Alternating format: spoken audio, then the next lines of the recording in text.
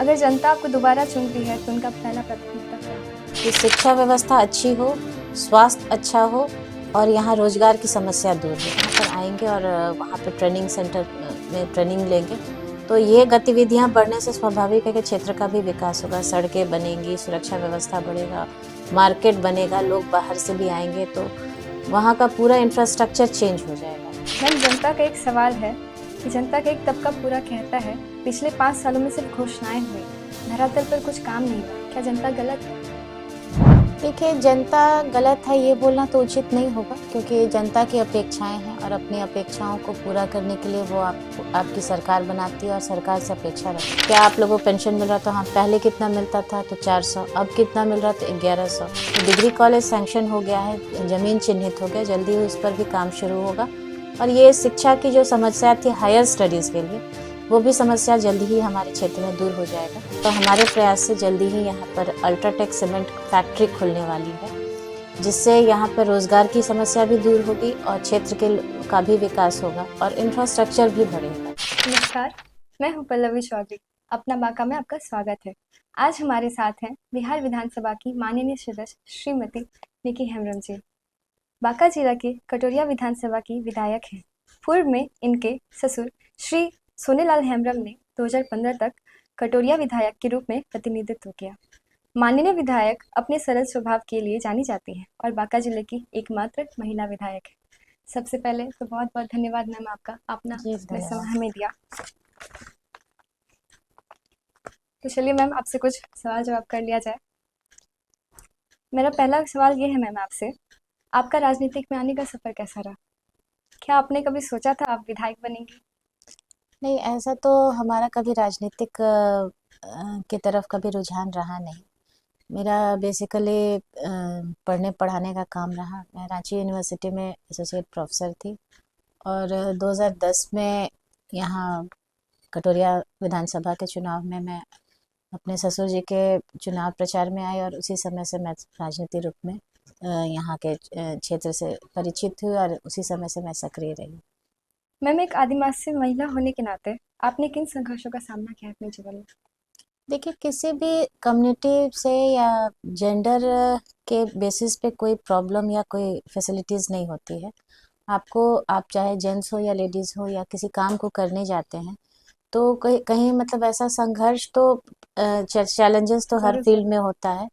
और चैलेंजेस को फेस करना और उसको सॉल्व करते हुए अपने जो आपका एफर्ट है और आप कितना बेस्ट अपना दे सकते हैं, तो वो प्रयास हमेशा हमारे साथ रहा। और एक आदिवासी महिला होने के नाते हमने कभी वैसा संघर्ष का सामना नहीं किया, क्योंकि शुरू से छात्र जीवन में भी राजनीतिक रूप से सक्रिय रही और वहाँ भी हमने अपने कॉलेज में और बाकी जगहों में वहाँ पे भी प्रतिनिधित्व किया। तो ऐसा आदिवासी महिला होने के नाते मुझे कोई संघर्ष करने की परेशानी नहीं हुई। मैम, आपकी प्रेरणा कौन रहे हैं राजनीतिक जीवन में और निजी दोनों में हमें जानना है। हमारे सबसे बैकबोन कहिए या मॉरली बूस्टअप कहिए या प्रेरणा स्रोत हो, ये हमारे पिताजी, हमारे जो फादर थे वो गवर्नमेंट जॉब में थे और गवर्नमेंट जॉब करते हुए भी हमेशा वो हमें मोटिवेट करते थे कि किस तरह से अच्छी सी पढ़ाई की जाए, आपका सोच कैसे ऊंचा हो, कॉन्फिडेंस कैसे बिल्डअप हो। और सिर्फ सोशल फील्ड में हो या एजुकेशन फील्ड में हो, हर फील्ड में वो एक मेंटोर की तरह हमेशा हमें गाइड करते थे। और उनका भी जीवन, विद्यार्थी जीवन और पूरा जीवन काफ़ी संघर्ष में रहा। और उनका संघर्ष देखते हुए भी वो मेरे प्रेरणा स्रोत भी थे और मेरे मेंटोर भी थे। मैम, आज के टाइम पे टाइम मैनेजमेंट करना बहुत ही ज़रूरी है, हमारे लिए भी और पुराने लोगों के लिए और यूथ के लिए तो बहुत ही ज़्यादा ज़रूरी है। तो आप एक महिला के साथ एक विधायक भी हैं, तो आप अपना राजनीतिक जीवन और पारिवारिक जीवन में संतुलन कैसे बनाते हैं? कि पारिवारिक जीवन में ऐसा बहुत हमारे साथ टाइम मैनेजमेंट नहीं है। हमारा तो पूरा समय हमारे क्षेत्र की जनता और जनता की समस्या में निकल जाता है। और जहाँ तक हमारा पारिवारिक जीवन, हमारे 2 बच्चे हैं, तो वो अपने-अपने जगह पर अपना-अपना जो भी उच्च स्तरीय शिक्षा वो अपना कर रहे हैं। कभी-कभी छोटी-मोटी समस्या आती है पारिवारिक जीवन में, तो वो मिल बैठ के हम लोग अपना बात करके वो पारिवारिक जो भी उसको डिसॉल्व करते हैं, और वो अपने भविष्य की चिंता कर रहे हैं, अपना पढ़ाई लिखाई कर रहे हैं, और हमारा पूरा समय हमारे क्षेत्र की जनता और यहाँ के लोगों की समस्या और सेवा करने में ही निकल जाता है। कटोरिया के युवाओं के लिए रोजगार क्या है मैम आपके देखिए, कार्यकाल में? हमारे यहाँ कटोरिया में तो ऐसी बहुत सारी रोजगार की संभावना नहीं है। युवाएं जो भी हैं वो पढ़ रहे हैं, और अफसोस की बात है कि उन्हें किसी भी तरह के रोजगार के लिए या नौकरी पेशे के लिए बाहर जाना पड़ता है। तो ये एक हमारे एक एक आदिवासी बहुल एरिया है और पिछड़ा हुआ एरिया है। तो यहाँ रोजगार के अगर अवसर देखा जाए तो बहुत सीमित हैं, सिर्फ कृषि पर लोग ज़्यादा आधारित हैं। तो उस क्षेत्र में युवाएं अपना जो भी है अपना कर रहे हैं।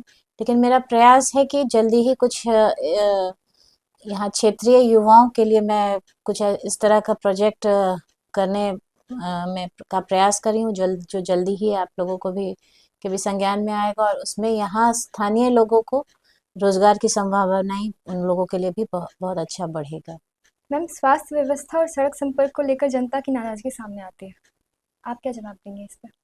देखिए, जब से हमारा कार्यकाल शुरू हुआ उस समय सड़क को लेकर के और स्वास्थ्य दोनों ही विभाग को लेकर के काफी खराब स्थिति थी। सड़क की स्थिति अगर देखा जाए तो हमारे विधानसभा क्षेत्र में दो ब्लॉक हैं, कटोरिया और बौसी। दोनों में संपर्क मुख्यमंत्री ग्राम संपर्क योजना के तहत बिल्कुल ही काम नहीं हुआ था। और शुरू में आने के बाद हमारा सबसे पहला प्रयास रहा कि सारे जितने भी एकल संपर्क योजना में आते जो भी सड़कें आ रही हैं उनका सर्वे कराकर जीरो टैगिंग कराकर कम से कम सरकार के संज्ञान में हमने लाया, और 300 से ऊपर सड़कों का हमने सर्वे कराया, और जिसमें आज के डेट में हमें यह सफलता मिली है। 270 सड़कें हमारे विधानसभा क्षेत्र में टेंडर होके काम कंप्लीट हो चुका है। कुछ बाकी है जो कि अब निकट में भी वो टारगेट भी हम लोग अचीव कर लेंगे। आदिवासी समुदाय के हक और अधिकार को लेकर आपकी भूमिका मिली जुली सामने आती है, आप क्या कहना चाहेंगे इस पर? देखिए, ऐसा कुछ हमारे आदिवासी समाज के लोग बहुत एग्रेसिव नहीं रहते हैं, और उनका जो छोटा मोटा बेसिक समस्या है वो अपने लेवल पे हर प्लेटफॉर्म पे हमारा प्रयास रहता है कि हम उसको रखें। जैसे एक विषय आया था महुआ को के विषय में, तो हाँ हमने जी। अपने सरकार में रहते हुए सरकार से ये डिमांड किया था कि उन पे जो उनके न्यायोचित उनका अधिकार है उस चीज को दिया जाए, और विधानसभा सत्र के दौरान या समाज कल्याण के विभाग हो या जैसे जो भी समस्याएं आती हैं उस समस्या को लेकर के हमारा हमेशा ये प्रयास रहता है कि हमारे समाज के लोग, चूंकि वो पिछड़े हैं, कमजोर वर्ग में है, शिक्षित नहीं है, और समाज का जितना उत्थान होना चाहिए उतना उत्थान नहीं हुआ। तो जो भी समस्याएं आती हैं, या मेरा व्यक्तिगत ये हमेशा प्रयास रहता है कि उनको उन समस्याओं से हम किस तरह से निजात दिलाएं और उनको उनका अधिकार मिले। मैम, आपके क्षेत्र में शिक्षा व्यवस्था खासकर आदिवासी बच्चों के लिए कैसे स्थिति है? देखिए, हमारे यहाँ तो सामान्य वर्ग और आदिवासी वर्ग के बच्चे दोनों एक समान जो भी शिक्षा व्यवस्था है सरकार के द्वारा, और निजी स्कूल्स भी हैं, तो वहाँ शिक्षा की व्यवस्था तो ठीक है। लेकिन हमने अभी विधानसभा चलते सत्र के दौरान पहले भी और इस बार भी हमने एकल विद्यालय का जो अपना डिमांड है, जिसमें एकलव्य विद्यालय में जो बच्चे रेसिडेंशियल स्कूल है उसका हमने प्रपोजल दिया है, वो एक्सेप्ट भी हो गया है। जल्दी उस पर सारा आगे का प्रोसेस पूरा होगा, और उसमें हमारे आदिवासी बच्चे वहाँ फ्री ऑफ कॉस्ट रहना खाना पढ़ना सारा व्यवस्था उन्हें मिलेगा। मैम, एनडीए में गठबंधन में सीट बंटवारे को लेकर अंदर खूनी बहुत तनाव है, आपकी क्या राय है इस पर? देखिए, ये ऐसा कोई तनाव वाली स्थिति हमारे यहाँ नहीं है, क्योंकि हमारा ये कोई नया गठबंधन नहीं है। ये गठबंधन हमारे यहाँ पहले से भी चला आ रहा है, और ये बहुत अच्छे तरीके से हम लोगों ने अपने आपस में बैठकर बहुत अच्छा अंडरस्टैंडिंग बना करके पिछला चुनाव भी हम लोगों ने लड़ा, और इस बार भी ऐसा कुछ नहीं है। थोड़ा बहुत सीट संख्या की बात है तो वो शीर्ष नेतृत्व आपस में बैठ के इसको डिसॉल्व कर लेंगे, और ये आराम से जिस तरह से पिछली बार भी ये अंडरस्टैंडिंग हो गया था इस बार भी हो जाएगा इसमें। मैम, एनडीए में अगर कोई मुख्यमंत्री पद का चेहरा सामने आता है तो वो क्या भाजपा से होगा या गठबंधन से? देखिए, ये सवाल अभी इस पर कुछ बोलना बहुत जल्दबाजी होगी, क्योंकि ये तो हो गया कि अभी कोई चीज़ फाइनल नहीं है और हम उसका जजमेंट दे दें। तो जब सरकार चुनाव में जाएगी, लोगों के बीच जाएगी और अपना हम लोग बहुमत हासिल करेंगे और सरकार बनाने तक के प्रोसेस में जब हम लोग ये पूरा प्रोसेस पूरा कर लेंगे, उसके बाद ही तो मुख्यमंत्री का नाम सामने आएगा। हाँ जी मैम, ये तो तो है। अभी इस पर कुछ भी बोलना या प्रश्न करना मेरे ख्याल से जल्दबाजी होगी। मैम, भाजपा की नीति और जनजातीय हितों के बीच काफ़ी टकराव महसूस हुआ है, क्या ये सत्य है? नहीं, ऐसा कुछ नहीं है। हमारी एनडीए सरकार जो है, वो जनजातियों के उत्थान के लिए बहुत सारी योजनाएं चला रही है और हमेशा वैसे भी भाजपा का अंत्योदय योजना है कि हमारे समाज के अंतिम व्यक्ति तक विकास की किरणें पहुंचे और विकास उन्हें मिले। तो हमेशा से सरकार का प्रयास है कि किस तरह से उन्हें जो भी जनजातीय समाज को जो सुविधा मिलनी चाहिए और जो किसी भी तरीके से उनका उत्थान होना चाहिए, ये हमारी एनडीए सरकार पूरे मुस्तैदी के साथ इस सिद्धांत पर चल रही है। मैम, जनता का एक सवाल है कि जनता का एक तबका पूरा कहता है पिछले 5 सालों में सिर्फ घोषणाएं हुई, धरातल पर कुछ काम नहीं हुआ। क्या जनता गलत है? देखिए, जनता गलत है ये बोलना तो उचित नहीं होगा, क्योंकि जनता की अपेक्षाएं हैं और अपनी अपेक्षाओं को पूरा करने के लिए वो आपकी सरकार बनाती है और सरकार से अपेक्षा रखती है। तो यहाँ जनता गलत नहीं है। दिक्कत यहाँ पर ये है कि जो भी सरकार की जो घोषणाएं हैं, तो सरकार ने जो घोषणा किया, लगभग लगभग हर घोषणा को पूरा किया है।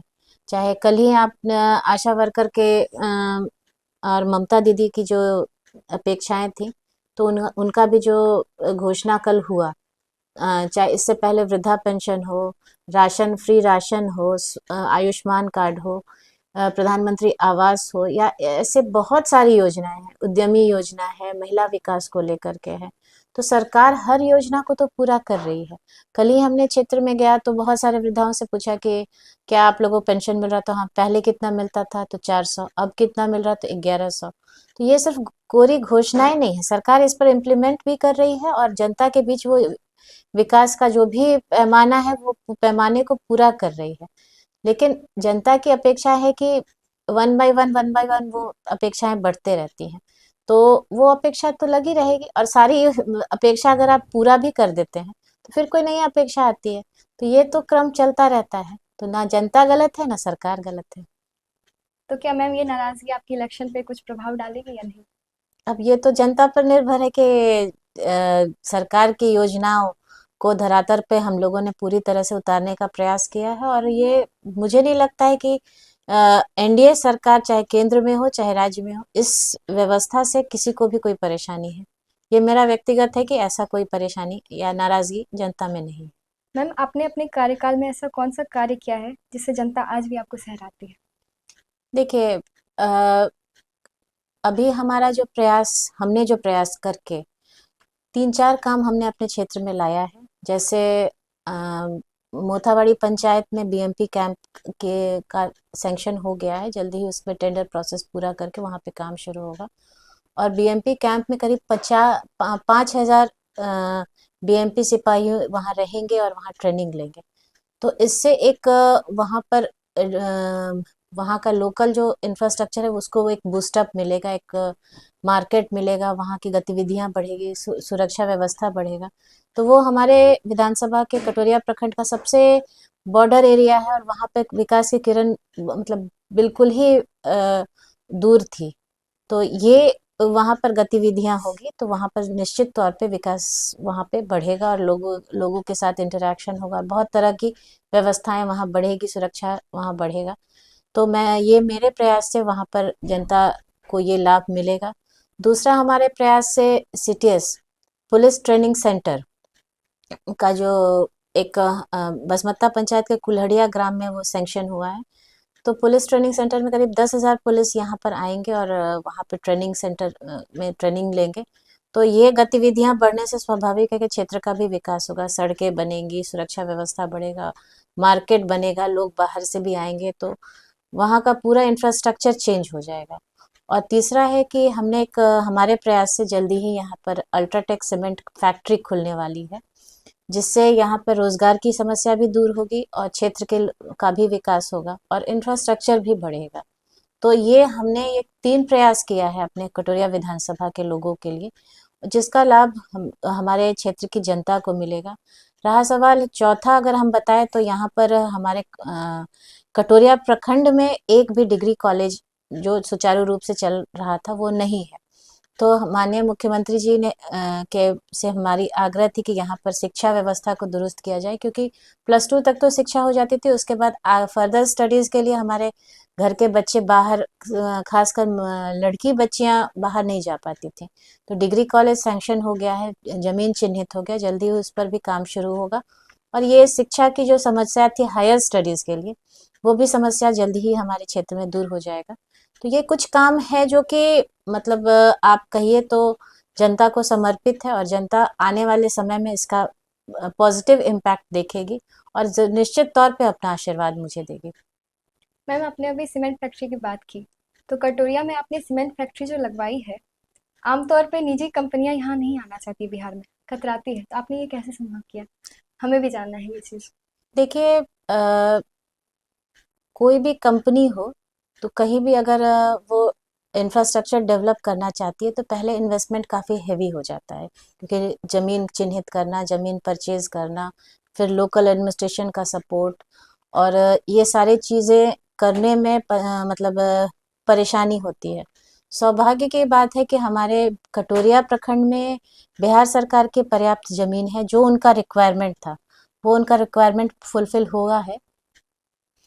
रिक्वायरमेंट फुलफिल हुआ है, तो वो रिक्वायरमेंट को ज़मीन की तो समस्या, मतलब बेयाडा से उन्हें ज़मीन हस्तांतरित हो चुका है, और जल्दी ही बाकी फॉर्मेलिटीज़ भी पूरा कर लिया जाएगा। तो सीमेंट फैक्ट्री जो बेसिक प्रॉब्लम होता है ज़मीन, तो ज़मीन तो उन्हें बिहार सरकार की आसानी से वो ज़मीन मिल गई है, और वो ज़मीन मिलने के कारण उनका काम आसान हो गया है। तो इस ये लाभ हमारे क्षेत्र के लोगों को अ, अ, मिला है, जिसके चलते ये काम संभव हो चुका हुआ है। अगर जनता आपको दोबारा चुनती है तो उनका पहला प्राथमिकता क्या होगा?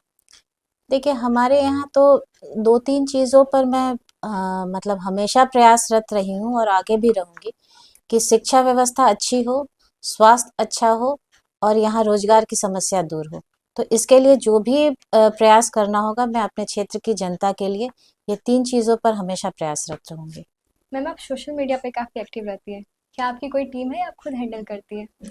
नहीं, तो वो परिस्थिति पर है, जब कभी खुद भी कर लेते हैं, लेकिन ऐसे हमारे पास पूरी टीम है, बच्चे हैं जो कि वो सारी चीज़ों को भी उन लोग वो भी सँभालते हैं। धन्यवाद मैम। और एक लास्ट क्वेश्चन है आपसे, अगर आप राजनीतिक में नहीं होती तो आज कहाँ होती? राजनीति में नहीं होती तो मैं रांची यूनिवर्सिटी में बच्चों को पढ़ाती रहती, उनके बीच अपना रिसर्च वर्क करती रहती, और सोशल वर्क में हमेशा मैं एक्टिव रहती हूँ। मैम, आपने कहा आपको रुचि में इंटरेस्ट है, तो कुछ गाना हमारे दर्शकों के लिए आप सुना दीजिए तो। प्यार का नगमा है, मौजों की रवानी है, जिंदगी और कुछ भी नहीं, तेरी मेरी कहानी है। बहुत बहुत अच्छा है मैम आपका गला। मैम, आप एक आदिवासी महिला भी हैं, तो आप आदिवासी नृत्य भी करती होंगी। नहीं, जब प्रोग्राम्स में जाते हैं, अपने समाज के बीच में रहते हैं, तो उनके साथ घुल मिल कर नाचना गाना, और अपने जो सभ्यता संस्कृति है उसके बीच में उन लोगों के बीच एंजॉय करना मुझे बहुत पसंद है, और बहुत अच्छा लगता है। बहुत बहुत धन्यवाद मैम, आपका अपना समय हमें दिया। बहुत अच्छा लगा आपसे बात करके। हमारी जनता को भी ज़रूर पसंद आया होगा आपका सवाल, और वो आपको ज़्यादा से ज़्यादा जान पाए होंगे। धन्यवाद। बहुत बहुत धन्यवाद आपका।